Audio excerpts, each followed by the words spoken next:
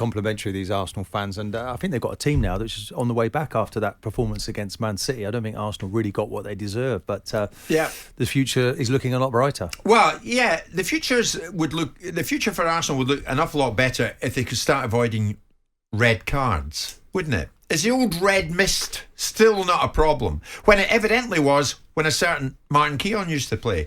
I mean, Gabriel's red card against Manchester City last weekend, Martin Keown, I put it to you, was Arsenal's 100th in the Premier League, more than any other club.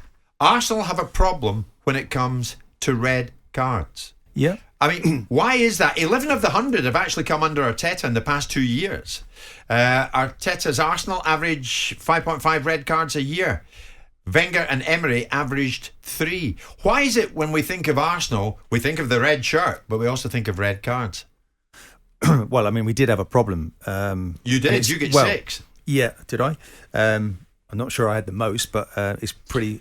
Second it's most. Nothing to be proud of. I mean, there's a fine line that you have to tread. Who got more than you? You get 6. Probably Vieira. Correct. He get 8. Manny Petit in there somewhere. No, he was a relatively good boy. Vieira get 8. You get 6. Koscielny managed to notch up 5. Tony Adams, Jamaica got 4. Current Arsenal player Granit Xhaka got 4.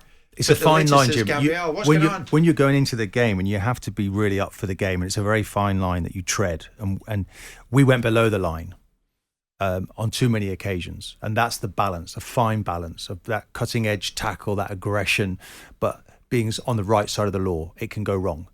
I'd like when I look at Vieira, I feel some sympathy for Vieira because he was sucked into a lot of those sending offs where people used to try and light the fuse a little bit for him, go after him. And I tried to protect him as best I could, and got sent off a few times in that process. But so you get sent off trying to protect Patrick? Not completely. I had my own misdemeanors, but there were 1 or 2 sending offs. I can think of the Di Canio incident where I tried to protect him, where he lost the head, went after Vieira, and suddenly I found myself being sent off. But I would step in again if I was doing it, if I was still playing. But we had a togetherness. There was a spirit where you went in after a tackle and you went in with your mates, and that togetherness won us trophies. So I won't look back with any regret. But the problem was, I think at one stage we were trying to win a championship or win a Premier League with 10 players, and we had to pull back from that. Yeah. And it's about staying below the line, that professional line. And I think that happened again at the weekend with Gabriel. Whether it was a sending off or not, I think he didn't need to. Once he got booked the first one, he's got to be very, very careful. He needed to keep his head, just be professional. It's hard when you're in the moment, because I do think he's a terrific player, and it's because he's really on the edge. But he's got to pull back a little bit and be more professional, and I'm sure that will come. Was it hard for you, Martin? Because the Arsenal fans loved you. I was talking to Gary the other day, as I say in Borough Market, loved you.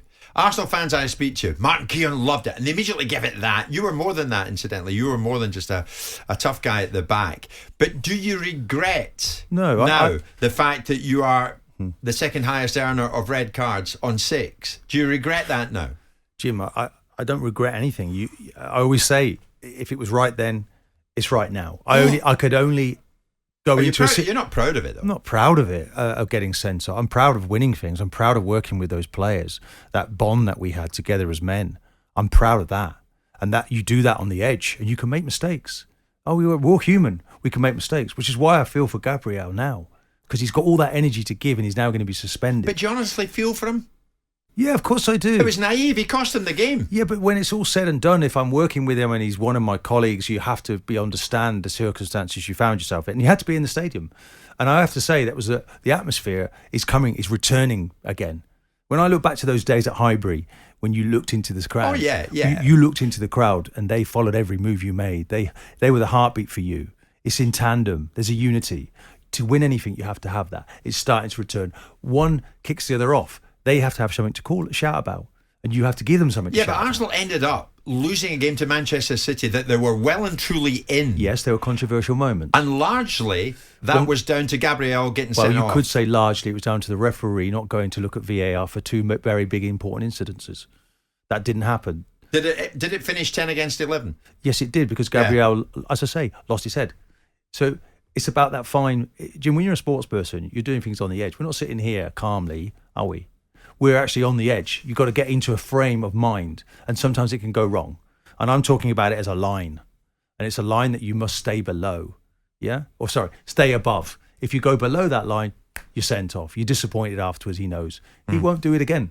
But you wouldn't have. Honestly, you're not trying to tell me you would have got into the Arsenal dressing room at the weekend there if you were either a player, a colleague of his, or whatever, and you put an arm around him after that. We're saying nothing to him.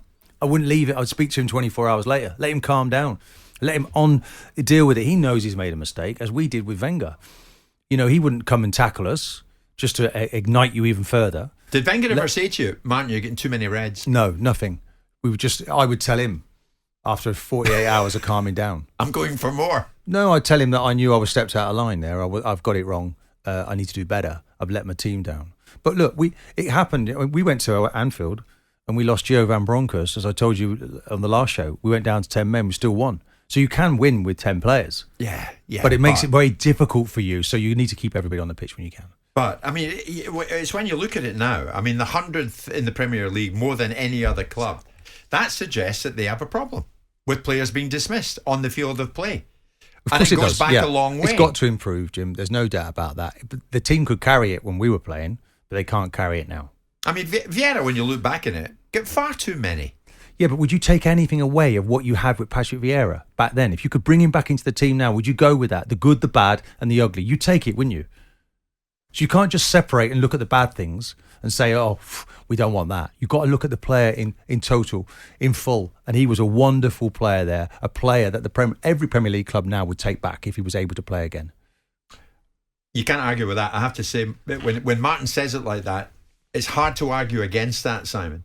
Because Vieira, what he gave to the club, and then when you put up the argument about, but 8 reds. Yeah. It does it. The 8 reds do pale a bit. Jimmy was targeted. He was targeted by the opposition. Of course they do. Without doubt, people were targeting him. Let's get Patrick wound up. Let's get him off the pitch. Let's make the task easier to beat. Yeah, but it's too easy to say that, though, isn't it? No, it's a fact.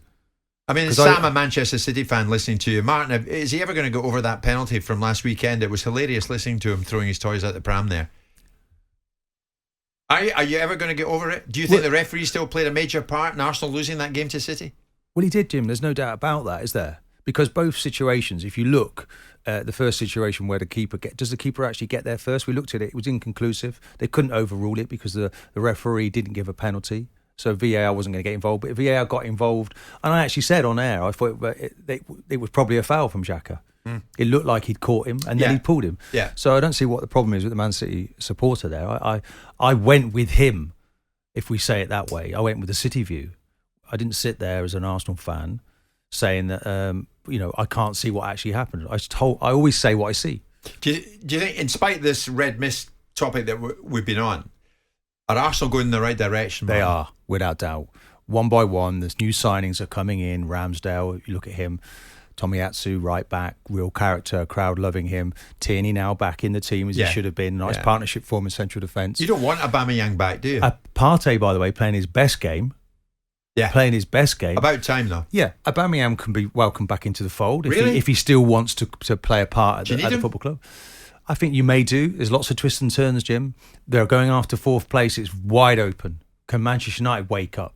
Can West Ham continue their form? Can Spurs, with Conte, arguably the best manager of that group, can they turn it around? So there's a lot to play for, but Arsenal's starting to be encouraging. They're becoming more like street fighters, Jim, but they got the balance wrong. Stay on the pitch and you might make it to 4th place. It was funny when Simon and I were on Wednesday, Mark, with Trevor Sinclair.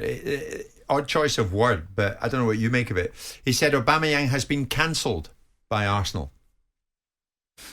Well, he has, and he's just picked up COVID, allegedly been in a nightclub, and they're 3 days away from the African Nations Cup, and he won't be able to take part in that now for a little while. So it's not going well for him. So, it's been a good call from the manager. But whether or not he gets another opportunity for Arsenal remains to be seen. Let's see what happens and how well he plays in the African Nations Cup. Okay, if he plays. But we'll see. Okay, so much more coming your way. Before now, they're lining up for you, Martin, incidentally. Where was it? I saw it go through. There it is. Spurs Andro is a big friend of our show. Martin used to kick everyone in the air. Now he's calling it treading on the edge. I love his humour. You didn't used to kick everybody in the air. Yeah, I actually thought I was going for the ball. Yes, of course. And I don't think I was a dirty player by any means. Yeah, I actually felt that it's a game of football. Yeah. And that's what we're trying to play. Was there ever a time when you get sent off you thought, I absolutely know this red card is coming. Only once in my career did I do it, when it was retaliation for someone who put me in hospital. Ooh. So, and that player knows who he is, and he knew he had it coming. But it's not, it's just one of those things where I went, as I say, below the line. Tried not to do it, but occasionally it can happen. Spud in Stockport is saying, Martin, you've got to take the blinkers off. Vieira would never dig up the penalty spot. No, he wouldn't have done, no. Nah.